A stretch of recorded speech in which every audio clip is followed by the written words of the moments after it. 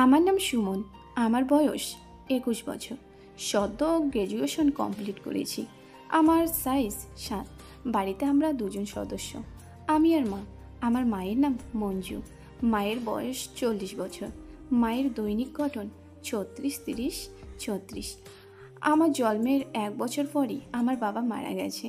আমার বাবা ছিল একটা ডিপার্টমেন্টাল স্টোরের মালিক। বাবা মারা যাওয়ার পর থেকেই মাই দোকানের হাল ধরে। সেই থেকে মা আমাকে দিনরাত এক করে মানুষ করেছে। একজন আদর্শ স্ত্রী হয়ে স্বামী রেখে যাওয়ায় ব্যবসা সামলিয়েছে, আর একজন আদর্শ মা হয়ে আমাকে লালন পালন করেছে। নিজের সুখ আহ্লাদ ভুলে গিয়ে আমাকে মানুষ করার জন্য প্রাণপাত করেছে। হাতে গুনে বলে দিতে পারি, বাবা মারা যাওয়ার পর থেকে মা কদিন খুব সুন্দর করে সেজেছে বা একটু হই হল্লো আমোদ ফুর্তি করেছে, কিন্তু তবুও মা কোনোদিনও নিজের জীবন নিয়ে অভিযোগ করেনি। মা সবসময় আমাকে বলতো, তোর খুশিতেই আমার খুশি শোনা। এমনকি আমাকে এও বলতো যে তোর গ্র্যাজুয়েশন কমপ্লিট হয়ে গেলেই তোর বিয়ে দিয়ে দেব। আর এই সংসারের ঘাটি টানতে ভালো লাগছে না। আমি বেঁচে থাকতে তোর একটা সুখী সংসার দেখে যেতে চাই। কিন্তু মা যখনই আমার বিয়ের কথা বলতো, আমি রেগে গিয়ে না বলতাম। এমনটা মোটেও ছিল না যে আমি বিয়ে করতে চাই না, অথবা আমি অক্ষম যে কোনো নারীকে ভালোবেসে সন্তুষ্ট করতে পারবো না। বরঞ্চ আমি একজন শক্তি সম্পূর্ণ পুরুষে পরিণত হয়ে গিয়েছিলাম। আর আমার বিশাল বড়, যেটা থেকে মেয়েরা তো কোনো ছাড়, পাক্কা মহিলারাও প্রেমে পড়ে যাবে।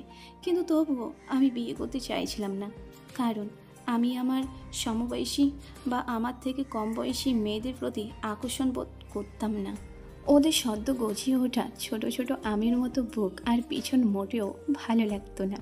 আমার তো পছন্দ ছিল মায়ের বয়সী ডবকা মহিলা, যাদের গতর আর বাতাবি লেবুর মতো ভর্তি থাকবে, খোলের মতো নরম একটা থাকবে, যেটা দেখেই আমার শুরু হয়ে যাবে। আমি তো ভেবেই রেখেছিলাম যে আমার জীবনে কোনো মেয়ে নয়, ডবকা কোনো মহিলাই আসবে। হ্যাঁ, সেই সঙ্গে এটাও জানতাম যে আমার ইচ্ছা কোনোদিনই পূরণ হবে না, কারণ আমার মা কখনই এতে রাজি হবে না। সেই জন্যই আমি সবসময় বিয়ের ব্যাপারে না করতাম। মাকে বলতাম যে আমি তোমার সঙ্গেই থাকবো, বিয়ে করব না। একদিন রাতে খাওয়ার পরে ড্রয়িং রুমে বসে টিভি দেখছিলাম। মা পাশে এসে বসলো, আমাকে বলল, সমু। মা আমাকে আদর করে সমু বলে ডাকে। মা বলল, আমার মনে হয় এবার তোর বিয়ে করে নেওয়া উচিত। আমি বললাম, না মা, আমি বিয়ে করব না। মা বলল, কেন সমু, বিয়ে করবি না কেন বাবা? আমি উত্তরে বললাম, করব না মানে করব না, ব্যাস। মা বললেন, একদিন না একদিন তো সবাইকে বিয়ে করতে হয় সমু। ও, বুঝতে পেরেছি, নিশ্চয়ই কোনো কলেজের মেয়ের সঙ্গে প্রেম করছিস। আমি বললাম, না মা, এমন কোনো ব্যাপার নয়।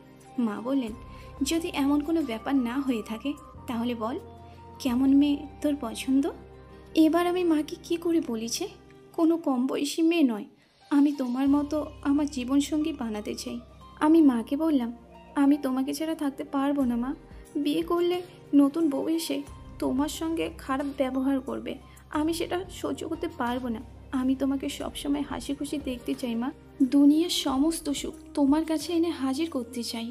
তোমাকে দুঃখী দেখতে আমার একদম ভালো লাগে না মা। আমার কথা শুনে মায়ের চোখে জল চলে এলো। আমাকে জড়িয়ে ধরে কাঁদতে লাগলো। খানিকক্ষণ পরে চোখ মুছে মা আমাকে বলল, একটা কথা বলতো সমু, আমাকে তোর কেমন লাগে? আমি বললাম, খুব ভালো লাগে। তুমি আমার মা, তোমাকে আমার খারাপ লাগবে কেন? সেই ছোট্ট থেকে দেখে আসি তুমি আমার জন্য কত কষ্ট সহ্য করেছো। মা বলল, না রে সমু, সেই ভালো লাগা নয়। আমি বলতে চাইছি যে তুই একজন পুরুষ আর আমি নারী। পুরুষ হিসাবে আমাকে তোর কেমন লাগে? আমি বললাম, সত্যি বলছি মা, তোমাকে আমার খুব ভালো লাগে, অনেক সুন্দর দেখতে তুমি। মা আমাকে বলল, আমাকে কি তো সুন্দর লাগে? আমি তো নিজের কানকে বিশ্বাস করতে পারছি না। এটা কি শুনলাম আমি? আমার মা আমার কাছে জানতে চাইছে তাকে আমার সুন্দর লাগে কি না। এখানে বলে রাখি, আমার মাকে দেখতে অনেকটা নায়িকার মতো, আর এইরকম মহিলাই আমার স্বপ্নের রানী ছিল। আমি মাথা নিচু করে চুপচাপ বসে রইলাম। নিজের মাকে আমি কোন মুখে বলি যে তুমি খুব। আমি মায়ের দিকে তাকিয়ে দেখি মা মিটিমিটি হাসছে। মা বললেন, সমু, আমি চাই যে তুই তোর বাবার জায়গাটা নে। তো বন্ধুরা, এই গল্পের সম্পূর্ণ লিঙ্কটা ডেসক্রিপশনে দেওয়া আছে, আপনারা গল্পটা পুরোটা শুনুন। আশা করব সবার ভালো লাগবে। ধন্যবাদ।